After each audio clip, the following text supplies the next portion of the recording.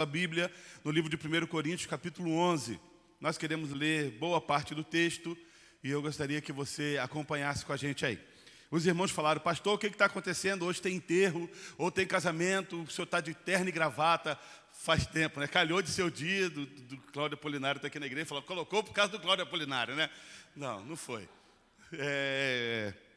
Não sei, hoje me deu vontade de colocar, mas eu vou confessar para os irmãos que negócio está enforcando aqui, irmão. Precisa perder mais 10 quilos para poder não apertar o pescocinho. E hoje eu falei, eu vou de terno e gravata na igreja. Faz muito tempo. Tem irmãos de 4 anos de igreja que falaram assim, pastor, nunca vi o senhor de terno e gravata. Eu tenho, irmãos. Está lá uma coleção jogada lá. E hoje eu decidi vir igual o pastor Milton. Pastor Milton é um exemplo. Não aperta seu pescoço, meu aqui aperta, irmão. Tenho que falar uma coisa para vocês, viu? Só Jesus na minha vida. 1 Coríntios, capítulo 11, 17 ao 34, é o que nós vamos ler. Diz assim, queridos. Entretanto, nisto que lhe vou dizer, não os elogio, pois as reuniões de vocês mais fazem mal do que bem. É duro esse versículo, né, irmão? As reuniões de vocês mais fazem mal do que bem. Misericórdia. Quando eu li isso aqui, eu falei, Paulo é doido. Em primeiro lugar, ouço que quando vocês se reúnem como igreja, há divisão entre vocês. Até certo ponto, eu creio, pois é necessário que haja divergência entre vocês, para que sejam conhecidos quais dentre vocês são aprovados. Quando vocês se reúnem, não é para comer a ceia do Senhor, porque cada um come a sua própria ceia, sem esperar pelos outros. Assim, enquanto um fica com fome, o outro se embriaga. Será que vocês não têm casa onde comer ou beber? Ou desprezam a igreja de Deus e humilham os que nada têm? Que lhes direi? Eu os elogiarei por isso? Certamente não. Pois recebi do Senhor o que também lhe entreguei, que o Senhor Jesus, na noite em que foi traído, tomou o pão e, tendo dado graça, partiu e disse, isso é o meu corpo que é dado em favor de vocês. Façam isso em memória de mim. Da mesma forma, depois da ceia, ele tomou o cálice e disse, este cálice é a nova aliança do meu sangue. Façam isso sempre que o beberem em memória de mim. Porque sempre que comerem deste pão e beberem deste cálice, vocês anunciam a morte do Senhor até que Ele venha. Portanto, todos aqueles que comer o pão ou beber o cálice do Senhor indignamente, será culpado de pecar contra o corpo e o sangue do Senhor. Examine-se o homem a si mesmo, e então coma do pão e beba do cálice. Pois que come e bebe sem discernir o corpo do Senhor, come e bebe para sua própria condenação. Por isso há entre vocês muitos fracos e doentes, e vários já dormiram. Mas se nós nos examinássemos a nós mesmos, não receberíamos juízo. Quando, porém, somos julgados pelo Senhor, estamos sendo disciplinados para que não sejamos condenados com o mundo. Portanto, meus irmãos, quando vocês se reunirem para comer, esperem uns pelos outros. Se alguém estiver com fome, come em casa, para que, quando vocês se reunirem, isso não resulte em condenação. Quanto ao mais, quando eu for, lhe darei instruções. Somente até aí. Quando eu estava, essa semana, meditando sobre aquilo que nós vamos trazer nessa noite, daquilo que o Senhor quer, que nós possamos meditar sobre a ceia do Senhor, nada melhor do que nós falarmos sobre a mesa do Senhor. Eu sei que eu já ouvi várias vezes, pastor, a mensagem de ceia, eu até sei o que é. Vai falar sobre a ceia. Não diga. Claro, porque sempre que nós falamos sobre a ceia, é o momento que nós paramos e olhamos para dentro de nós mesmos. É o momento que nós paramos e nos avaliamos, olhamos para os nossos corações, para o nosso caminhar, para saber como nós estamos diante de Deus. E é interessante quando você começa a ler esse texto, Paulo ele já começa o texto de uma forma dura. Ele já começa o texto disciplinando, exortando a igreja do Senhor. Só para que você tenha ideia, A igreja de Corinto era uma igreja terrível, era uma igreja que tinha muita promiscuidade, adultério, sexo. Era uma igreja em que o povo estava acostumado com o pecado e decidiram estar na igreja. Só que não decidiram mudar de vida, decidiram somente estar na igreja. A situação era tão crítica, só para que você tenha ideia, que um filho adulterava com a sua madrasta, dentro da própria igreja. A situação da igreja era precária. E Paulo entra com uma exortação firme em relação a essa igreja. Paulo entra exortando e ensinando. Quando se falava de ceia, o texto deixa bem claro que esse povo ia para a ceia e cada um comia por si mesmo. Você imagina, hoje a ceia, você recebe do pão e do cálice. A ceia era o momento em que todos comiam, era uma celebração, era uma festa de celebração. Não era somente um cálice na mão do Júnior e o pãozinho. Era o momento em que o Júnior chegava aqui e, sem pensar em ninguém, que não é o caso, comia à vontade. E Paulo, ele exorta: você não tem comida na tua casa não, cara? Chega aqui e come desse jeito, sem esperar os outros, sem se importar com os outros. E aí você vai começando a juntar elementos fundamentais da ceia nessa exortação de Paulo à igreja. Paulo começa a ensinar a importância de esperar, de estar junto, de preocupar-se, de amar, de estender as mãos e de ver a necessidade um dos outros. Paulo começa a ensinar a igreja sobre os elementos da ceia. Paulo fala sobre o pão, o corpo de Cristo, aquele que morreu na cruz do Calvário por mim e por você, aquele que se entregou para que nós pudéssemos ter vida, aquele que negou a si mesmo e, a despeito de qualquer coisa, se entregou na cruz do Calvário, uma morte terrível, para que nós, como membros desse corpo, pudéssemos estar juntos.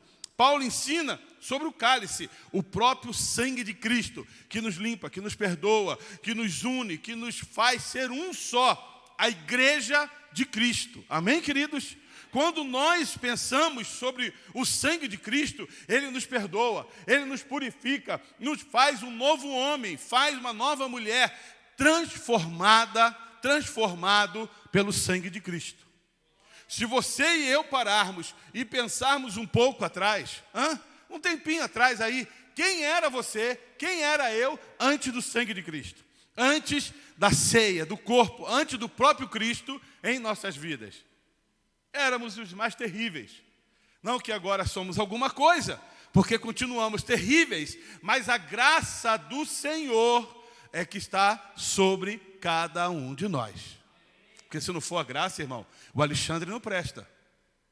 Se não for a graça, nós saímos dos caminhos do Senhor. Mas a graça do Senhor, que todo dia me faz acordar e relembrar de quem sou eu diante de Cristo. Quem sou eu diante da cruz de Cristo? O seu amor derramado por mim. Paulo fala da importância de esperar pelo próximo. Da importância de nós andarmos juntos, de nos preocuparmos juntos. Sabe a igreja de Atos, quando todos tinham tudo em comum, em que a igreja caminhava junto e que a preocupação da igreja sobre algumas vidas, as viúvas, os órfãos, aqueles que necessitavam, Paulo traz essa importância, tirando completamente aquele ditado: farinha pouca, o meu pirão primeiro. Não tem, então eu como, e quem não comeu, que pena, hein? Acabou. Não é isso que Paulo ensina a igreja. Não. Espere. Vamos comer todos juntos. Vamos estar juntos. Todos precisam estar juntos. E ele fala que se você não tem o que comer, coma primeiro em casa, para que você não passe vergonha. Quando eu casei com a Débora, a minha sogra sempre foi muito exagerada na comida. Boa mineira, que faz assim, quando eu comecei a namorar com a Débora, por exemplo, na minha casa no Rio de Janeiro, era uma mistura só. Qual que é a mistura de hoje? É bife. Ponto final. Não tem essa história, porque é o bife, é o frango, é a linguiça e é a carne de porco. E quando eu comecei a namorar com a Débora, primeira vez que eu sentei à mesa assim, eu olhei, falei, meu Deus, quanta comida. Imagina seminarista, comendo só macarrão e salsicha, irmão. Final de semana, eu era magrinho. Minha sogra que é culpada disso tudo. É ela que é a culpada, não sou eu. É ela que fez isso comigo, pastor Milton. Aquela senhora de 86 anos, terrível. E quando eu chegava lá e via assim, a carne, o frango, não sei o que, na cerveja, e eu falava, meu Deus, eu como uma só ou como um de cada? Claro que eu comi um de cada, mas... E quando, às vezes, nós, como pastores, éramos convidados para ir a algum lugar, ela sempre falava assim, ou falava para os filhos dela, quando mais novos, e eu aprendi isso. Quando você for na casa de alguém, come em casa primeiro, depois você vai. Para você não fazer vergonha na casa dos outros. E aí, para quem gosta de comer, é um prato feito, né, irmão? Você come em casa, vai na casa dos outros, come de novo. Ô, Jesus, é bênção de Deus. Mas eu lembro que uma vez nós fomos almoçar num lugar e não tinha o que a gente comia. Até tinha, porque eu falei para a pessoa que eu gostava de um prato, e essa pessoa fez o prato. E eu não queria comer esse prato de jeito nenhum, porque o lugar não era apropriado para... E aquela mulher preparou uma língua de boi. E aquele negócio não descia, irmão, de jeito nenhum. Sabe aquele livro da Joyce Meyer, Eu e minha boca grande? Eu falei que eu gostava, e a mulher preparou. E o negócio não descia, ficava aqui, ó. E eu falava assim, quer mais, pastor? Eu falei, eu não, mas a Débora quer. Aí a Débora na cara dura, eu não gosto. E eu lembrava do ditado da minha sogra, come em casa.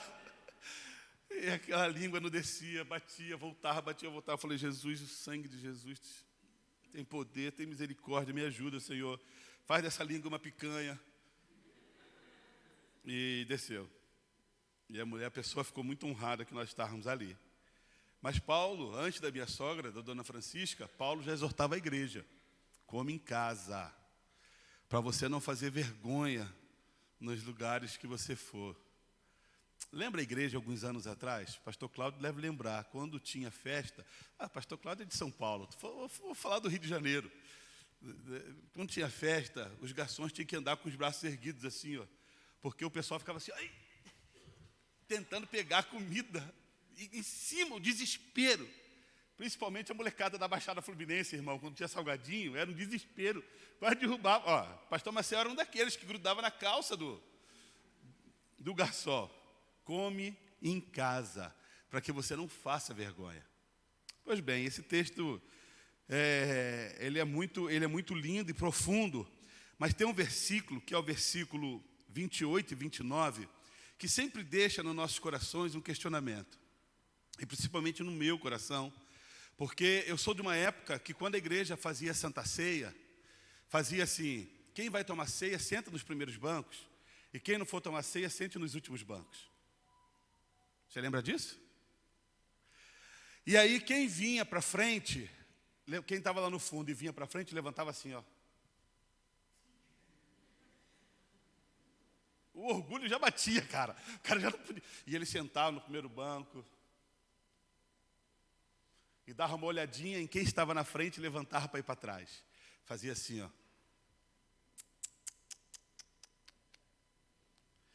Porque falava-se que para você tomar a ceia, você tinha que estar em acordo 100% com Deus. Pais, não deixem os seus filhos pegar da ceia do Senhor, porque é santa. E aí, aquilo ali, assim, sempre incomodou muito o meu coração, principalmente porque a igreja não é uma igreja que recrimina e que exclui. É uma igreja que abre os braços. O nosso Senhor, Ele abre os braços. E quando o versículo 28 e 29 fala, examine o homem a si mesmo, e então coma do pão e do cálice, pois quem come e bebe sem discernir o corpo do Senhor, come e bebe para a sua própria condenação. Quantas vezes eu falei assim, pronto, agora o Espírito Santo não fala mais no meu coração, porque eu acho que eu comi em pecado. Eu acho que eu comi de forma errada.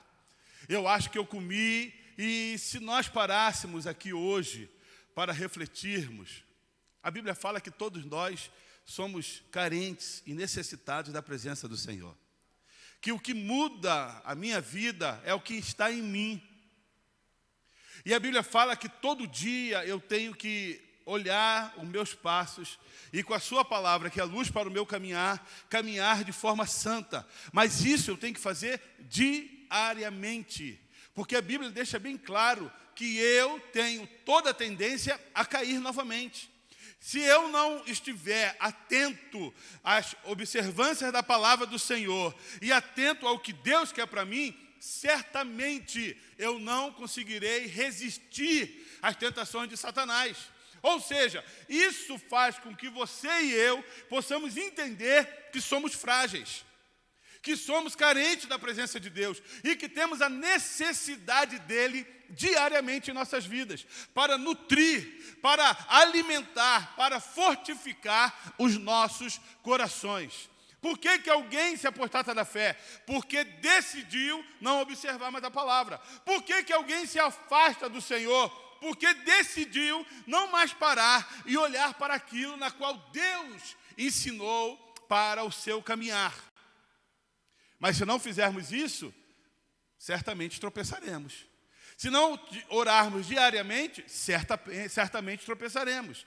E a palavra do Senhor diz: examine o homem a si mesmo. E é interessante que nós falamos examine o homem a si mesmo, é um autodiagnóstico sobre a minha vida e sobre a sua vida. É auto. Eu não tenho o direito de examinar o pastor Milton.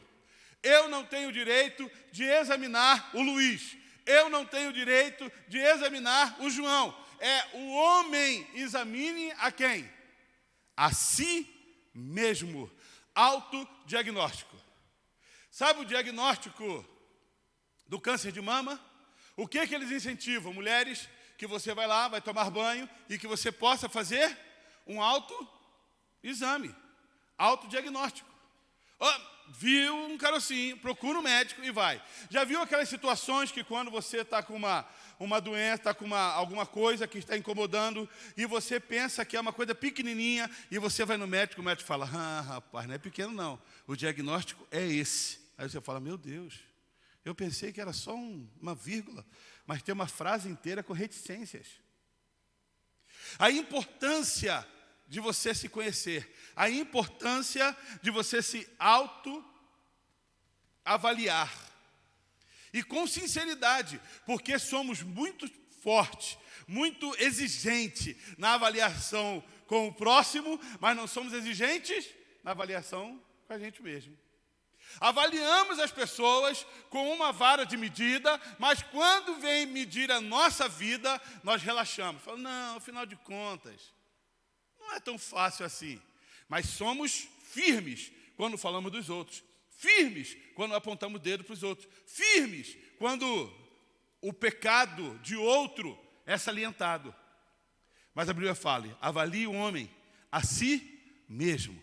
E é interessante que há uma outra conotação dessa palavra, que quer dizer doquimazo, que é provar a si mesmo. O versículo ficaria assim, ó: prove-se, pois, o homem mesmo antes de comer. Prove-se, pois, o homem a si mesmo antes de comer. Dessa forma, esse relacionamento do comportamento com o corpo, com a unidade do corpo de Cristo. Quando fala avalie-se, é avaliar-se em relação ao corpo de Cristo. É avaliar-se em relação, eu estar intrínseco dentro do corpo de Cristo.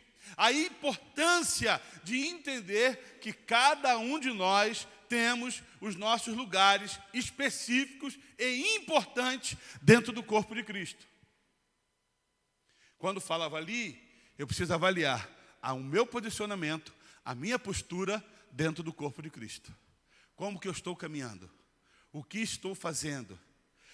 Por mim, vem a glória ou vem a desgraça para o corpo de Cristo? Pela minha vida, o que eu estou alimentando dentro do corpo de Cristo? Lembre-se que cada um de nós temos papéis importantíssimos dentro do corpo de Cristo. E nós precisamos entender isso para vivermos de uma forma melhor. E precisamos entender que a mesa do Senhor, ela tem os seus ensinamentos básicos e fundamentais. Então, quando você ouvir novamente, examine, pois, o homem a si mesmo, é importante que você entenda que esse versículo não é um versículo para excluir. Nunca foi a intenção. Nunca foi a intenção algo que exclua, que te tire. Ao contrário disso, é avaliar para acertar, avaliar para voltar atrás, avaliar para se reposicionar, avaliar para entender a importância da minha vida dentro desse corpo. Esse ensinamento, a mesa é o local de unidade da igreja com Cristo.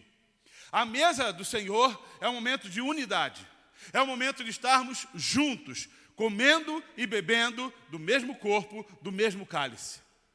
A igreja de Cristo, ela tem que estar em unidade. Corpo rachado, dividido, não subsiste, não consegue caminhar, não consegue ir adiante. Por exemplo, pastor Maciel, e tem a rede de líderes em São José dos Campos, assim também como tem um conselho de pastores. Qual que é a maior luta da rede de líderes? Fazermos com que o corpo de Cristo em São José dos Campos possa ter o mesmo pensamento, o mesmo caminhar, o mesmo foco, o mesmo desejo. São José dos Campos para Cristo. É esse o nosso desafio. Não é somente reunir pastores para ouvir lamentos, porque se parar para ouvir lamentos, tem muitos. Eu vou me lamentar 1 ano direto. Não é para isso. É para colocar nos corações e entendermos da unidade desse corpo. Essa semana nós fomos tomar um café com o pastor Adolfo. E levamos ele para tomar um café e ele me abençoou naquele dia. E ele falou assim: Alexandro, ele não me chama de Alexandre, me chama de Alexandro. Ele fala o mais difícil. Alexandro e Maciel, esse momento é importantíssimo estarmos juntos. A unidade do corpo de Cristo. A mesa é o momento da unidade. É o momento em que nós nos assemelhamos. Você pode ter um bom emprego ou outro não ter. Você pode ter uma bela casa e o outro não ter. Você pode ter um belo carro e o outro não ter. Você pode ter um status 1000 e o outro não. Mas no momento de se assentar à mesa com o Senhor, todos nós somos filhos. Somos iguais. É o momento da unidade da igreja. A mesa nos une, a mesa nos faz ser iguais, a mesa nos faz sentar diante daquele que é Senhor sobre todas as coisas. É essa a importância. Nunca foi exclusão, Bruno. Nunca foi exclusão. Ao contrário disso, a mesa é o momento em que filhos precisam se avaliar e falar: opa, eu quero me assentar à mesa do Pai. Eu quero estar com o Senhor. É o momento do filho olhar para dentro de si mesmo e voltar-se para o Senhor. É o momento que reconhecemos juntos a nossa dependência de Deus. Nós somos, por total, dependentes desse Senhor. E a Bíblia fala: quer comais, quer bebais, ou você pode fazer qualquer outra coisa, faça para a glória do Senhor. Isso revela a nossa dependência dEle. Isso revela que nós precisamos dEle todos os dias. A cada acordar, a cada amanhecer, a cada anoitecer, a cada momento da vida: Senhor, eu preciso de Ti. Eu preciso da Tua graça, eu preciso do Teu amor, eu preciso das Tuas mãos me direcionando por onde eu tenho que ir, qual caminho eu tenho que traçar na minha vida. A mesa revela a nossa dependência do Senhor. Por exemplo, quando você vai ser convidado para poder comer na casa de alguém, o que você faz? Você vai Então a Anne e o Tiago me convidaram para poder jantar. Estou esperando. Tiago, como empresário do ramo de carne, de açougue, nada menos do que picanha. Esquece a língua. Era historinha, foi só para agradar. Você esquece a língua. E aí eu vou. A Anne fala, pastor, eu preparei o melhor prato que eu podia preparar. Mas ela não traz o prato para a mesa. E eu estou lá, eu, Débora e Esther sentados. E dá 7 horas, e dá 8 horas, e conversa vai, conversa vem. E o prato que é bom? Não é colocado na mesa. Dá 9 horas e não põe o prato na mesa. Dá 10 horas e não põe o prato na mesa. Qual que é o meu papel da minha família naquele momento na mesa deles? É de dependência. Eu como o que eles colocarem para mim. E se não colocar? Nós vamos orar e vou comer o cachorro quente do João do Pulo. Se você não comeu, irmão, vale a pena. Viu, Cláudio Polinério? Ó, um tijolo. É um momento de dependência. O Senhor prepara e nos deu esse sacramento para que nós possamos entender que nós somos dependentes da sua presença. É Ele quem nos faz. É Ele quem guarda. É Ele quem nos alimenta. É Ele quem nos enche de esperança. É Ele que nos dá certeza de um amanhã melhor. É Ele que nos dá esperança da eternidade. É Ele. Tudo para Ele, por Ele, através dEle. O cântico já diz. E a importância de nós entendermos isso. Outra coisa que eu aprendo, que a Santa Ceia não é lugar, que eu já falei, de exclusão, mas sim de aproximação, de estarmos juntos. Na mesa é o momento em que nós nos revelamos, que nós estreitamos relacionamentos. Na mesa é o momento de comunhão. Nunca foi sobre exclusão. Eu não sou melhor do que você. Pastor Milton não é melhor do que ninguém. Cláudia Apolinário não é melhor do que ninguém. Pastor Rodrigo, Bruno, qualquer um de nós, não somos melhores do que ninguém diante dos olhares do nosso Deus. Nunca foi sobre exclusão. Sempre foi sobre abrir os braços. E seja bem-vindo à casa do Pai. Seja bem-vindo à mesa do Senhor. Sempre foi, olhe para o seu coração, faça uma avaliação, você mesmo, e alinhe-se com o Senhor. Sempre foi o meu papel dentro da unidade do corpo de Cristo. Eu somo ou eu divido. Porque o que tem de crente dividindo, irmão, não está fácil não, viu? O que tem de crente aí batendo o pé e fazendo baixaria, não está fácil. Mas sempre é importante avaliarmos qual o meu papel dentro desse corpo. E a mesa do Senhor revela o seu amor por nós. O mesmo amor que Ele pediu para que você e eu possamos revelar aí fora. Revelar aí fora. O amor revelado por Cristo Jesus na cruz do Calvário, pela minha vida e pela sua vida, é o mesmo amor que Ele pede para que você possa revelar para as pessoas que ainda não conhecem ao Senhor Jesus Cristo. A igreja não pode encolher as suas mãos e deixar de falar, de pregar a respeito do amor de Cristo. Se eu perguntar para cada um, inclusive para mim mesmo, se você foi alcançado pelo amor de Cristo, eu falo, claro que fui. É por isso que eu estou aqui hoje, porque um dia eu fui alcançado por esse amor. Um dia o Alexandre, lá na Baixada Fluminense, longe de tudo, sem querer saber de nada, aquele amor do Senhor envolveu o meu coração e me deixou uma noite chorando na presença dEle. Eu fui alcançado por essa graça e por esse amor. Se você parar para avaliar, Milton, dentro de uma patamo de polícia, no Rio de Janeiro, tiro comendo para tudo que é lado. O amor do Senhor envolveu a vida do Milton. Não só na patamo, mas há pouco tempo atrás ali no hospital. O amor de Deus envolveu a vida dele, a minha vida e a sua vida. E o que eu faço com esse amor transbordante em mim? Eu exalo, eu derramo sobre o outro, eu derramo sobre outras vidas. O amor de Cristo sobre a minha vida não me faz melhor, me faz ter senso de responsabilidade. O amor de Cristo sobre a minha vida não me faz melhor do que aqueles que passam e não decidem por Senhor Jesus Cristo. Não. O amor de Deus sobre mim me dá senso de responsabilidade de ir e pregar o Evangelho a toda criatura. Não é sobre ficar, é sobre ir. Não é sobre permanecer, é sobre mover-se. É um amor que gera ação. É um amor que traz em nossos corações um reconhecimento importantíssimo, que eu tenho a obrigação de exalar a fragrância do bom conhecimento de Cristo.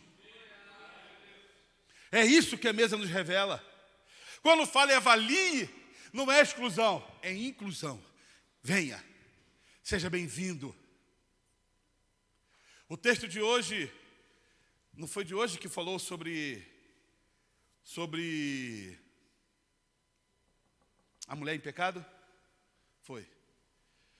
O que Jesus fez? Onde estão aqueles que te acusaram? Não tem mais ninguém. Eu também não te acuso. O fato do Senhor Jesus derramar amor sobre aquela mulher, Ele não fez convite. Venha, me segue. Ele não falou mais nada. Se aqueles que os teus acusadores forem embora, eu também não te acuso. Eu imagino Jesus Cristo levantando, limpou o dedo, porque estava escrevendo, e foi embora. E aquela mulher? Eu preciso atrás desse homem, que derramou amor sobre a minha vida. O ato de você derramar amor faz com que pessoas te sigam. Pensa no mundo carente de atenção e de amor. Pensa no mundo carente de atenção e de amor. E não só para os que estão fora, mas por de dentro. Não só por de fora, mas por de dentro. De você abraçar e falar, eu orei por você essa semana. De você abraçar e falar, eu me preocupei com você essa semana. Semana passada eu mandei mensagem para um rapaz. E eu falei, lembrei de você e acabei de orar por você hoje. E ele mandou uma mensagem, muito obrigado, pastor. Eu sei que isso tem sido continuamente. E esse rapaz veio no encontro de casais ontem. E eu coloquei a mão no ombro dele e falei assim, você vai voltar, negão. Nós precisamos de você aqui. O corpo precisa de você. E ele não falou mais nada, endureceu, congelou. Mas eu creio que o amor derramado, sem ser acusatório, traz de volta. Traz de volta. Sabe qual que é o maior problema para o desviado voltar? São os dedos de acusações. Você estava aqui, saiu aí, se arrependeu, né, negão? Senta aí. Não, mas 4 anos para você sonhar e meter a boca naquele trompete. Viu? 4 anos, pensa bem antes disso aí. Tá certo isso? A Bíblia fala que todos nós pecamos. Todos. E carecemos da glória de Deus. Carecemos da glória de Deus. É o amor derramado. Nessa noite, querido, nós vamos participar dessa mesa. E que o Senhor deu como sacramento para a minha vida e para a sua vida. De um momento tão especial para nós podermos relembrar da sua morte e ressurreição. Mas acima de tudo, tudo isso que nós falamos. De nos assentarmos, de nos preocuparmos, de amarmos, de exalarmos, de abraçarmos, de caminharmos juntos. Eu acho que eu falei com a minha esposa aqui, nós fomos tomar o café lá com o pastor Adolfo, fui na igreja dele, E a igreja dele é ali, que bairro é aquele? Campo? Não, Dom Pedro? Cruzeiro do Sul. E um salãozinho muito, mas muito ajeitado, digno de Deus. Digno de Deus. E eu fiquei tão feliz, e quando eu olhei no canto assim, onde tinha um teclado, não tinha um lustre, como Deus nos proporcionou em colocar. Mas aí a nora dele foi lá, pegou um plafon, sabe aquele negocinho de teto, furou vários buraquinhos, pegou os fios, passou assim os fios, pendurou no teto e fez assim vários. Igualzinho está aqui, com o teclado embaixo. Eu fui abençoar, sabe quem saiu abençoado? Fui eu. O carinho, o zelo, limpo, arrumado. Eu fui tomar café, nós fomos tomar café com ele. Quando chegou lá, falou assim: vocês vão me trazer aqui? Eu falei: pastor, para de graça, filho. Você está dinheiro na conta, está escondendo dinheiro. E conversamos, jogamos conversa fora. Um tempo de qualidade, exalando amor. E eu cheguei em casa e no carro, depois, pensei: precisamos fazer isso com outros pastores. Inclusive, foi o que ele falou. Vocês precisam fazer isso com mais pessoas. Vocês precisam fazer isso com mais pessoas. Exalar amor. Experimenta ligar para alguém essa semana e falar assim: vamos tomar um café comigo? Vamos comer um pãozinho na chapa? Você não precisa ir numa padaria, você pode ir em qualquer lugar. Mas vamos, só sentar, comer, bater um papo, jogar a conversa fora. Exalar amor. A mesa se revela em nossas vidas. Se revela no que somos, nos nossos atos, diariamente. E agora, quando nós vamos nos assentar à mesa do Senhor, que esse ato de amar possa ser algo marcante e poderoso em nossas vidas. Que a comunidade de Cristo seja uma comunidade que ame. Uma comunidade que estenda as suas mãos. Uma comunidade que possa entender a importância da mesa e levar às outras pessoas. O texto diz: examine o homem a si mesmo. Nessa noite eu quero chamar, vem cá, João. Eu quero chamar o João. O João vai tocar um cântico. Pode ser o que nós conversamos, filho. E eu gostaria que você fechasse seus olhos. Feche seus olhos.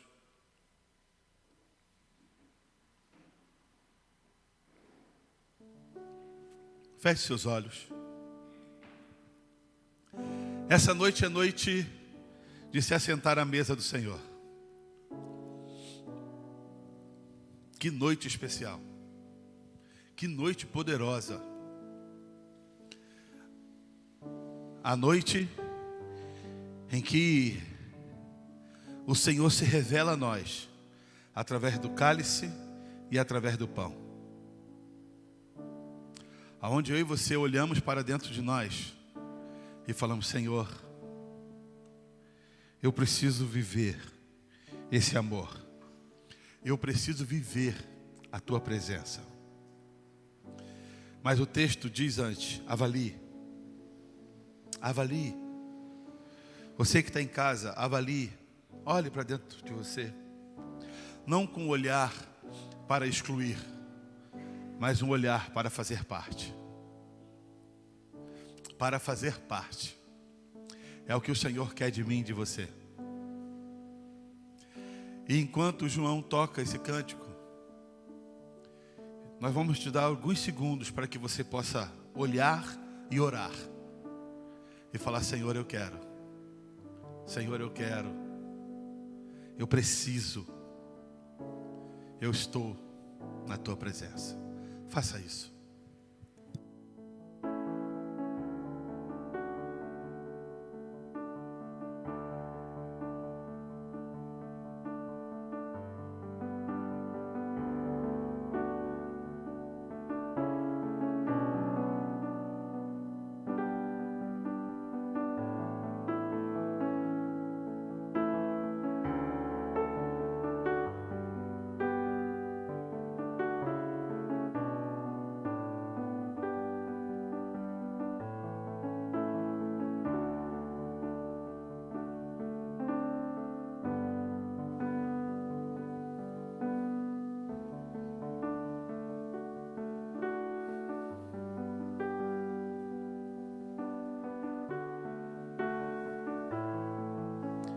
Somos gratos a Deus, porque nunca foi para impedir, sempre foi uma aliança para retornar.